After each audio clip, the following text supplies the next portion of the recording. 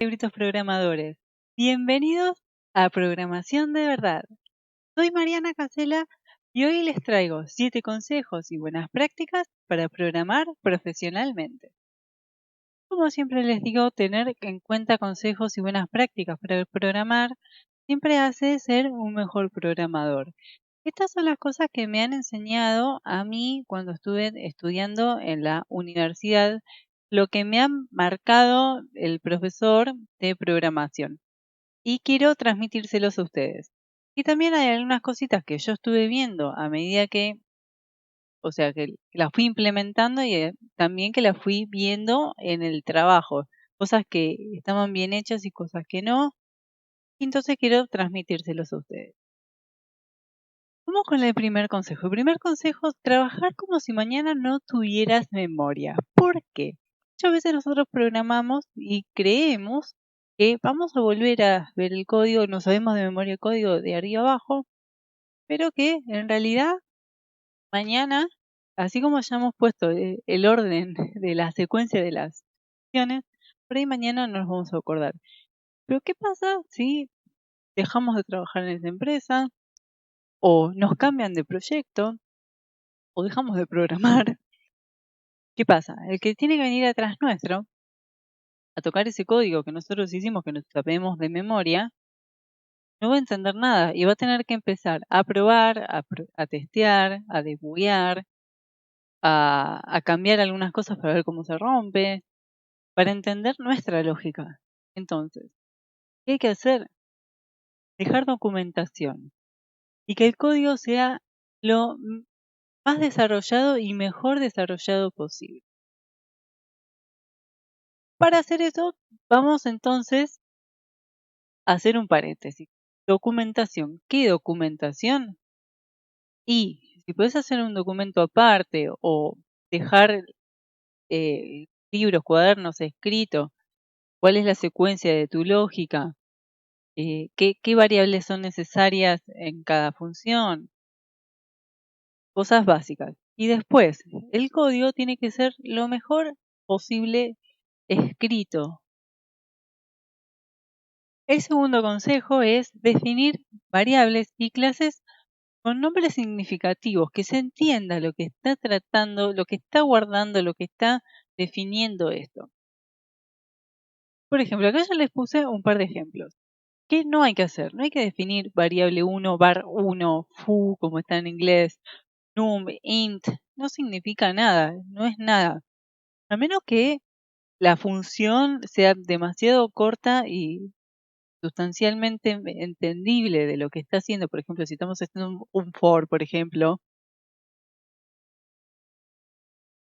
estos nombres, estas variables, y bueno, puede ser que las podamos dejar así porque entendemos que estamos haciendo un bucle de 0 a la variable que estemos poniendo acá.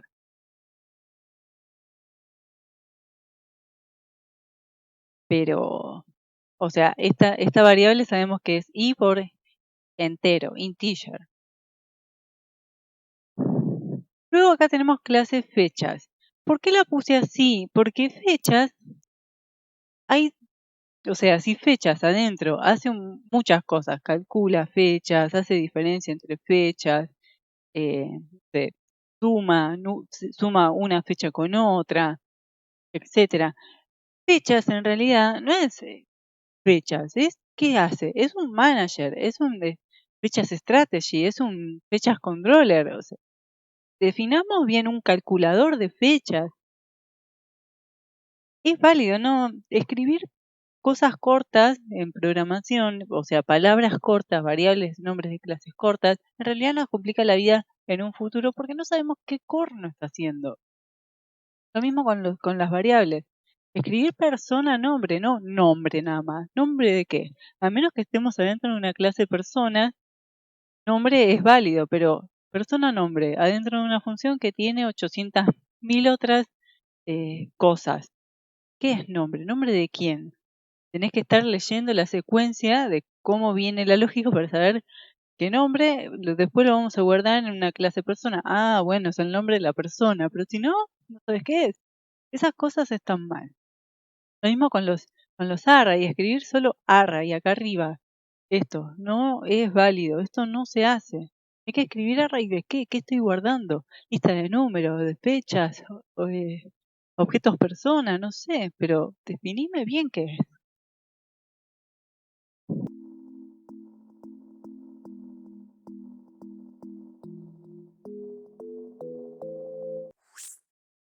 Lo mismo para definir funciones y métodos. Los nombres, las funciones y los métodos, escribir, calcular solo no hace nada a menos que esté dentro de una clase que contenga. Pero si tengo miles de calcular uno, calcular dos, calcular tres, ¿de qué? ¿Qué estoy calculando? A menos que valga y que esté así definido en general, o sea, que la definición que viene desde arriba se llame calcular uno, bueno, ok, pero calcular un 2, 3, ¿de qué estoy calculando? ¿A quién estoy calculando? Dejar comentarios antes de cada método o función y dentro de cada uno. Es súper importante y ayuda muchísimo, no solo para ustedes, sino para tus compañeros o para el futuro programador que tenga que hacer cambios en eso. Ayuda mucho a seguir la secuencia abstracta. Hay veces que el código uno lo piensa como muy chiquitito, el sistema empieza muy chiquitito, pero después se hace tan grande. Hay tantas clases, hay tantas tablas, tantas variables, tantos objetos, tanta cosa que te perdés. No sabes cómo era para hacer el cálculo de algo.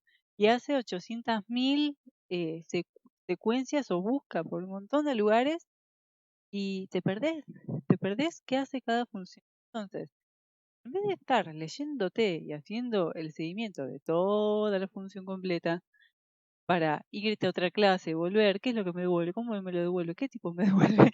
Ir haciendo así, volviéndote loco, escribir arriba de cada función lo que hace, por lo menos mínimo, escribí lo que hace. Si la función tiene más de 10 líneas, escribilo. Escribí qué hace, para qué. También es muy conveniente, algo que estamos haciendo ahora en el trabajo en el que estoy, es escribir. Si ustedes tienen ticket en Jira, si trabajan con Jira, escribimos el nombre del ticket, el identificador del ticket, en el comentario, en los cambios que hagamos. Eso está muy bueno porque te ayuda a vos, por ejemplo, si pasado mañana, o dentro de un mes, o dentro de un año, y me dice, no me anda, estaba calculando así, así, así. Y vos decís, pero pará, a ver, ¿es un bug mío? No es un bug, te lo definieron así. Y vas y lo mirás en el ticket, después vas, mirás en el código lo ves así, tenés el número del ticket, está bueno porque copias el ticket, vas al otro lado y ahí tenés cómo estaba hecha la definición. Entonces, tener eso sirve como programador, tener un respaldo de lo que hace cada cosa. También adentro ir poniendo, bueno, obtengo, no sé, si vas a hacer, no sé, licencia, get ID, no tiene sentido poner voy a obtener la ID de la licencia porque ya sabes que estás haciendo un get ID. Pero si es una función mucho más grande que va a calcular, que trae o hace actualizaciones de algo, bueno, escribir qué es lo que actualiza, para qué sirve, ¿sí? Por lo menos panorama general. Otra cosa que me ayudó muchísimo y que cada vez que hago una función nueva, cuento la cantidad de parámetros que le estoy poniendo a mi método o función. Si pongo más de 3, ya le empiezo a tener un poco de desconfianza. ¿Me estoy equivocando? ¿Lo estoy haciendo bien? ¿Puedo hacerlo mejor? Sí, generalmente se puede hacer mejor. 3, 4, como demasiado ya es mucho 4. Pero que cada función tenga 3 parámetros está muy bien. Se exceptúa en los constructores para singleton. Les explico qué es singleton porque seguramente no saben, yo todavía no lo expliqué en este canal. Tengo intenciones, ya se los dije muchas veces, se los debo, es explicar patrones de diseño en programación, patrones de diseño para programación orientada a objetos. Ya tenemos un curso completo de programación orientada a objetos, pero nunca les expliqué los patrones de diseño, que es algo que les va a ayudar y abrir la cabeza por completo de resolver errores no, necesidades en programación. Una clase de Singleton lo que hace es crea una sola vez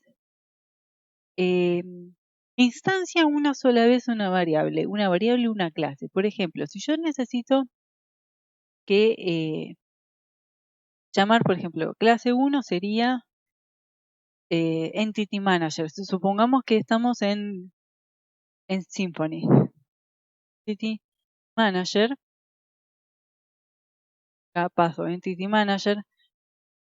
Acá, bueno, hay que hacer un par de cosas, pero no lo voy a escribir completo porque si no los voy a marear más. Pero la idea es que yo cuando creo la clase, ya le estoy diciendo que va a recibir Entity Manager y ya le pasé un New Entity Manager acá, una sola vez. Y cada vez que yo me tenga que conectar a la base de datos, lo que voy a estar haciendo es this Entity Manager, etcétera, etcétera, etcétera. No les voy a hablar mucho más porque no viene al caso, pero la idea es que no tengo que hacer New Entity Manager por cada vez que necesite consultar algo a la base de datos o al repositorio o a lo que estén necesitando en su momento. Eso es singleton. Entonces, no aplicaría acá porque uno puede pasar muchos parámetros, muchísimos parámetros y te facilita la vida en un futuro. A ver, si son más de 20, sí, bueno, ojo, a ver, acá está haciendo muchas cosas la clase, ojo. Tengan en cuenta que está haciendo mucho, no debería tener tantos, pero bueno, pueden ser varios, pero ojo, hasta ahí. Entonces, si el método, más allá de sacando el constructor, si el método tiene más de 3 parámetros, entonces hay dos caminos. Uno, el método puede ser partido en otros más, es decir, yo puedo crear otros métodos más para que ese método, que ya es una bolsa muy grande, partirla a pequeñas bolsitas y que hagan todas, y que el resultado final sea el mismo, pero nada más que cada función haga una cosa. O más grave, que ya la clase esté haciendo tanto que esa única función hace tantas cosas que necesita un montón de parámetros de muchos lados para poder hacer un cálculo. Entonces, lo más probable es que haya que hacer eh, strategy. Otro patrón de diseño. Strategy es, vos tenés una clase, ahora lo vamos a ver, vos tenés una clase padre y creas clases hijas en las que comparten por polimorfismo una función única, una o varias, ¿no? Saben que puede ser una o varias. Bueno, veamos el contraejemplo. El contraejemplo, por ejemplo, tenemos un calculador de áreas y tenemos una función privada en la que calcula. ¿Y qué le vamos a pasar? Calcula de todo, calcula lado 1, lado 2, por si es un cuadrado o un rectángulo. No, acá no tuve en cuenta los triángulos porque ya podríamos haber puesto más, ¿no? Acá mucho, el base y la altura, la base y la altura para calcular el área. Pero supongamos que calculamos cuadrado, rectángulo y círculo. Tenemos que pasarle también el radio y depende de lo que le estemos pasando, eh, calcularía para uno o para otro usando un if. Esto es bastante chico, parece inofensivo, pero es un ejemplo. Tengan en cuenta que teniendo clases más grandes, funcionalidades más grandes, requisitos más complejos, esto no es un simple if.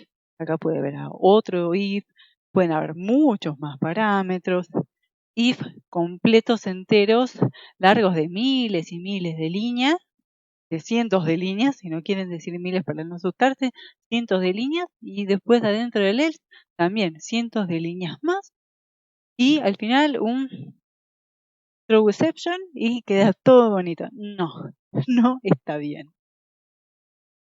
¿Cómo habría que hacer? Tomando este ejemplo de calculador de áreas, lo que habría que hacer es, tenemos una clase padre. Esta clase padre, calcular, no va a hacer nada. ¿Sí? Acá está mal el ejemplo. No hace nada.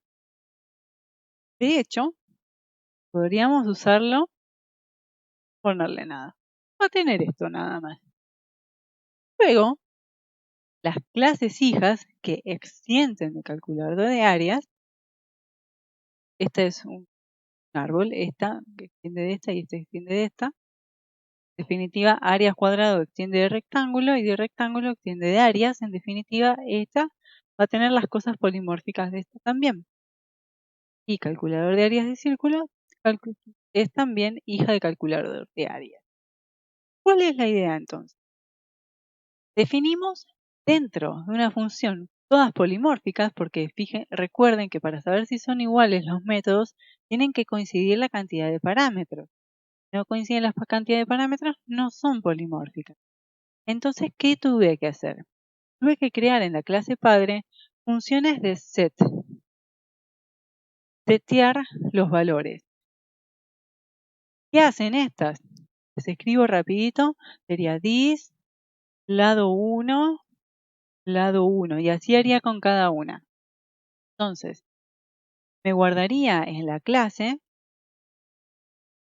esta variable y cuando la necesite llamar le voy a pasar el valor del lado. Y después acá adentro voy a estar usando this lado 1 porque lo tengo disponible. Si yo ya lo seteé antes, lo voy a poder. Vamos con el consejo número 6, el anteúltimo, respetar el estilo de escritura del código. Si empezaste a escribir o si el código ya está escrito con un estilo, manténelo. Existen 3 tipos válidos en programación, existen más, pero válidos ¿por qué? Porque en las variables no se aceptan espacios, acentos, ñes, esas cosas no se aceptan. Entonces, existen como 3 tipos que podemos usar. Camel case, lower y upper. Lower camel case. Inicializa con una minúscula la variable y luego por cada una de las palabras se vincularían con una mayúscula. Mayúscula, áreas, otra palabra empieza con mayúscula. Y el upper es, en vez de que empiece con minúscula, empieza con mayúscula. Este generalmente yo lo uso para las variables, es uno de los más comunes. Y este se usa para definir las clases. Les muestro arriba. Acá está el nombre de la variable. Acá está el nombre de la clase. Este es upper camel case y este es lower camel case. Y para la función es lo mismo, es lower camel case. Y por último es el snake case, que es conocido, se separa por guiones bajos. Este o se usa o bien o para las variables o para el nombre de las columnas, de las bases de datos. Es muy conocido usándolo así, es muy normal usarlo así.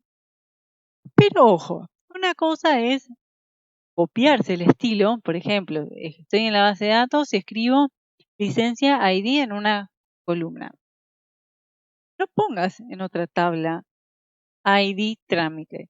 Si el nombre de la tabla está adelante y después está el ID, respetalo, es decir, debería decir licencia ID, va a ser trámite, ID, organismo, ID, etc.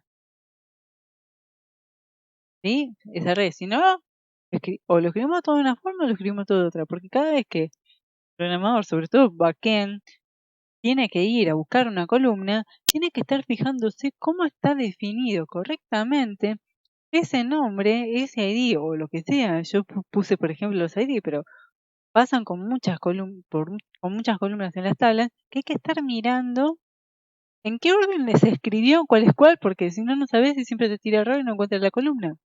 Das más tiempo luchando, sabiendo cuál es el nombre de la columna, que haciendo tu lógica de programación. Es pérdida de tiempo. Y el último consejo, respetar la responsabilidad de cada clase y cada función o método. No hacer una hiper mega archiclase o hiper mega archifunción que haga de todo con varios if en el medio. No, hay que delegar. Tal como los mostré en la calculadora de áreas. Acá arriba, cuando ya nos encontramos con un if, supongamos acá porque hicimos solamente 2 cálculos, pero imagínense si hay que hacer también el cálculo de un triángulo. else if o a usar un switch. Ya cuando empezamos a usar un switch, cuando empezamos a usar varios if, cuando empezamos a agregar cada vez más y más condicionales dentro de una sola función, hace ruido. Y ese hace ruido es prestar atención a los consejos, a las ideas que les acabo de tirar. Crear una nueva clase, fijarse, tratar de usar el polimorfismo, de qué manera, puedo setear, puedo hacer protector de una clase y usarla, si la puedo usar, llamar, definir, luego fijarse cómo meterle estos valores en vez de hacer lo siguiente, miren, new calculadora de áreas. Entonces, lo voy a poner más abajo, voy a poner abajo de todo así no se me. En vez de hacer lo siguiente,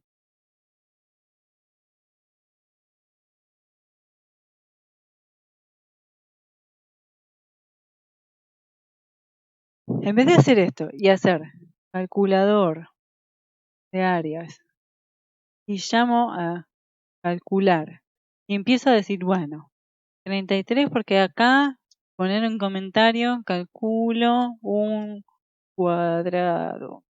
Después tengo que hacer otro, calculo rectángulo, entonces va. Y un rectángulo. En vez de hacer esto, ¿no es mejor que estar poniéndole set 1, set 2? ¿No es más entendible lo que estoy haciendo? Ya los nombres de las clases te lo explican, los parámetros que le estás pasando, los que te estás seteando. El polimorfismo viene genial. Es mucho más entendible así. Sé que fui un poco ruda, un poco dura, pero es importante y fundamental que lo entiendan. Me ha pasado, les cuento una pequeña anécdota, hago un paréntesis, que me ha pasado esto. Me ha pasado de tener programadores o un código muy grande de programadores de un equipo enorme que sí, había clases, sí, pero había clases que hacían de todo. Era un poco más y te hacía un café también.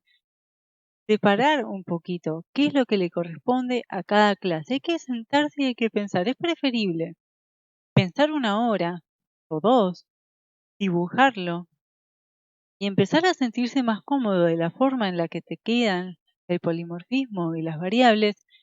Es una muy buena práctica también dibujar las cosas, tratar de entender lo que estamos haciendo, no hacer clases grandes que hagan de todo y es más fácil. No te, no te facilita la vida hacer una sola clase que haga todo. Te facilita la vida tener clases definidas para lo que tienen que hacer.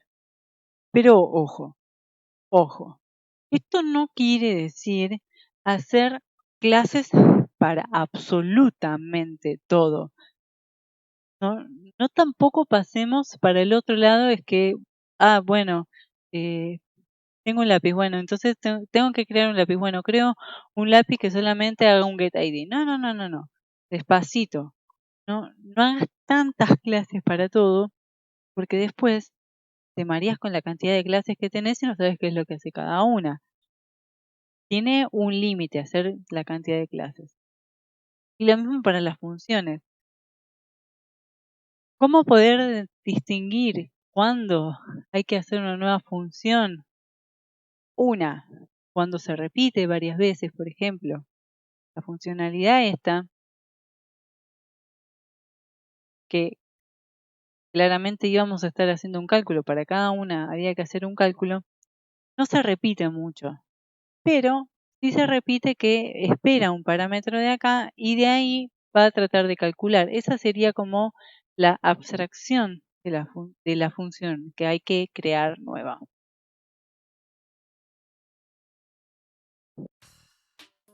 ¿Te resultó útil? Déjame en comentarios qué cosas ya hacías y sabías y qué cosas son nuevas para vos. Como siempre, muchísimas gracias por haber visto el video. Si te ha gustado el video, dale like y compartilo. Suscríbete al canal y activa la campanita. Nos vemos hasta la próxima en Programación de Verdad.